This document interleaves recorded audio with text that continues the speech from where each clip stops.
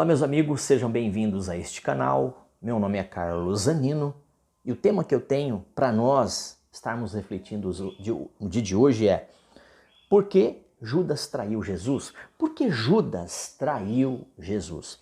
É pergunta que se faz constantemente. Então assim, vamos trazer aqui uma reflexão sobre isso. Por que Judas traiu Jesus? Vamos lá.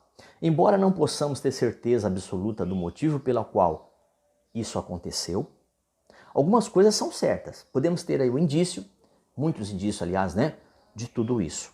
Primeiro, temos que reconhecer que, embora Judas tenha sido escolhido de forma consciente para ser um dos 12, João 6,64, as Escrituras apontam ao fato de que ele nunca realmente acreditou que Jesus era Deus e que vinha da parte de Deus.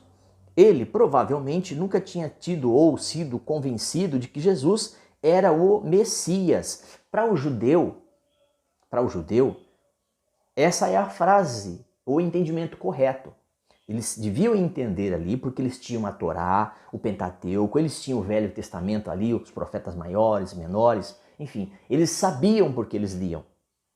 Os reis, profetas e sacerdotes, eles tinham que falar, eles tinham que ler, eles tinham que meditar sobre isso. Principalmente os reis, mas também o sacerdote e os profetas. Então isso já vinha, porque o judeu, ele é movimentado, ele crê e é crido por ter os 10 mandamentos, por ter as leis. Eles não conhecem o Novo Testamento nosso no sentido como nós temos conhecido. Porque o judeu ainda tem um véu ainda que está ainda sobre o seu rosto e eles não entendem que Jesus é o Salvador como nós. Eles entendem que o Messias é libertador. Porque eles estavam esperando um Messias montado num cavalo com espadas. Entendeu? Eles criam num rei, alguém que viesse como libertador. Para o judeu, não. Perdão.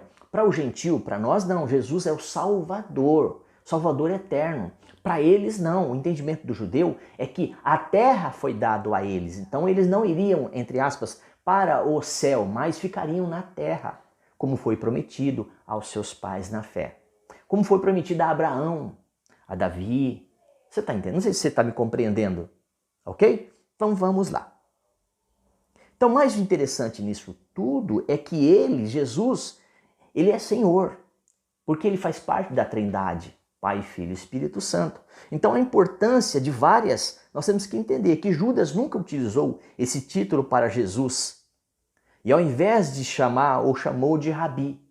Ao invés de chamar de Senhor, o Filho de Deus vivo, como Pedro fez, não, ele não chamava. Ele chamava quem? Rabi. Isso afirmava apenas que ele via Jesus nada mais, nada menos, ou tão somente como um professor, um mestre ali. Um ensinador, enquanto os outros discípulos várias vezes fizeram grandes profissões de fé e colocaram isso bastante em evidência.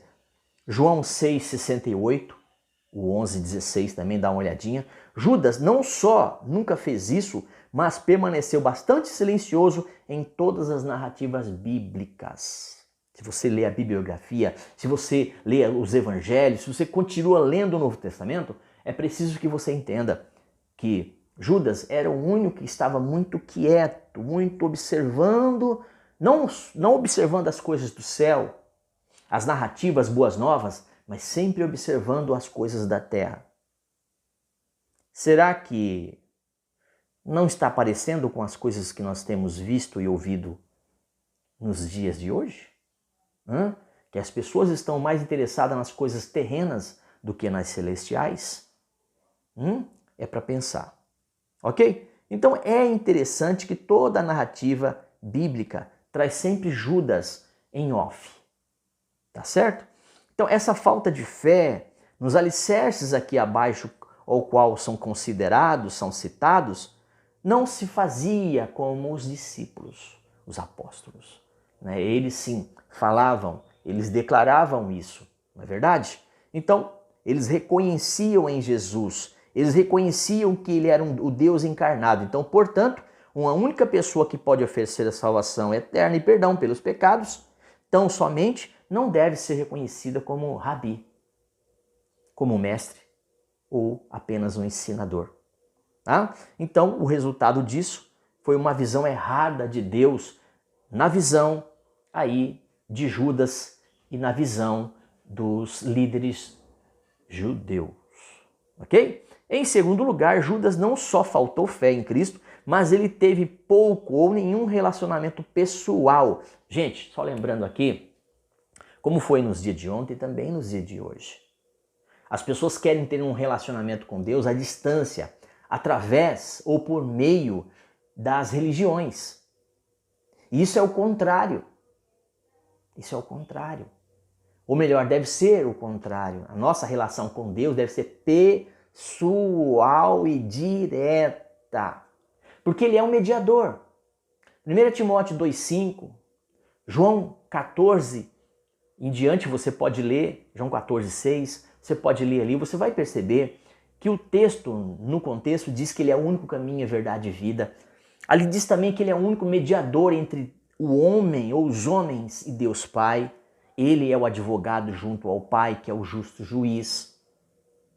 Para que você possa ter um entendimento melhor, um didaquê, uma condição de entendimento, ok? Então, dá uma olhadinha lá em Mateus 10, 2 a 4, Marcos 3, do 16 ao 19, Lucas 6, de 14 ao 16, porque são passagens dos livros, não é do Novo Testamento, eu digo que é a passagem, é a transição do Velho para o Novo. Tá? Os evangelhos e são a passagem do Velho Testamento para um Novo Testamento. Tá? Então, por isso são citados aqui. Acredita que essa ordem indica a proximidade em relação a Jesus. Apesar das variações, os irmãos Pedro, Tiago e João são mencionados em primeiro lugar, isto é, bastante coerente com relação ao relacionamento pessoal. Judas é sempre mencionado por último, o que pode indicar aqui e nos dá o entendimento de um relacionamento não pessoal, mas havia uma distância. Um relacionamento mais frio, calculista, tá certo? Sempre observando. Tá? Então, ao avaliarmos o Novo Testamento, ou melhor dizendo, ao avaliarmos os evangelhos, nós vemos aí pouca coisa. Judas sendo censurado por Jesus por ter feito um comentário indevido a Maria com relação aos objetivos gananciosos dessa pessoa e dos sacerdotes, ao qual Judas tinha ali um estreito relacionamento. Ó, entendeu agora? Você está começando a compreender? Tá? Então dá uma olhadinha lá em João 12, de 1 a 8, a negação de Judas de sua traição. Mateus 26, o 25, e a traição em si de Lucas 22, 48, ali na passagem de Lucas. Dá uma olhadinha lá na sua Bíblia. Em terceiro lugar, aqui Judas foi consumido por ganância, a ponto de trair a confiança de Jesus com relação aos outros discípulos. João 12, 5 e 6. Talvez aí, né, podemos até querermos imaginar, puxa, eu sou melhor que Judas. Será que você é melhor que Judas mesmo? Será que não temos visto tanto Judas por aí? E será que dentro de nós aí não haveria uma possibilidade de um Judas? De um Judas Iscariotes? De um traidor? Será que nós somos melhores que essa gente no passado? É para pensar, tá vendo? Talvez aqui você não tenha agido, não venha agir como Judas, mas podemos aí agir como Pedro, que negou a Cristo e que depois se converteu. Quem sabe? Não é verdade? Só você e Deus sabe de tudo isso. Então, havia aqui simplesmente um desejo de dinheiro, grana, né? Então, essas coletas que eram feitas por intermédio de Judas. Ele estava encarregado de levar esta bolsa de dinheiro, mas ele havia aí um interesse maior por trás, tá? Com esses valores aí. João 13, 29, dá uma olhadinha lá, tá? Além disso, Judas, como a maioria das pessoas naquela época, acreditava que o Messias que o Messias iria acabar com a ocupação romana e assumir um poder para reinar sobre todas as coisas como nação de Israel. Lembra que eu falei no início?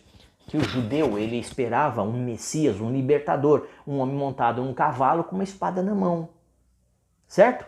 Para se tornar um grande rei, formar ali um governo, uma coalizão para governar ali aquele estado, o povo judeu, né?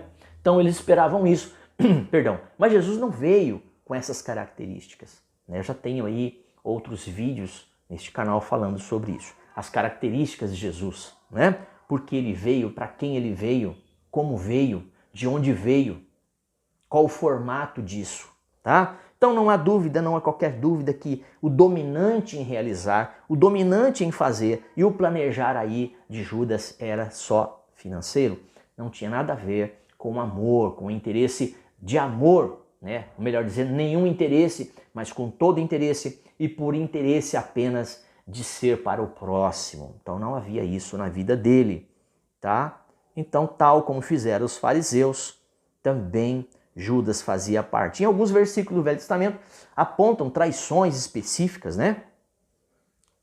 Dá uma olhadinha lá em Salmo 41:9, dá uma olhadinha, onde houve a realização em Mateus 26:14 e 48:49.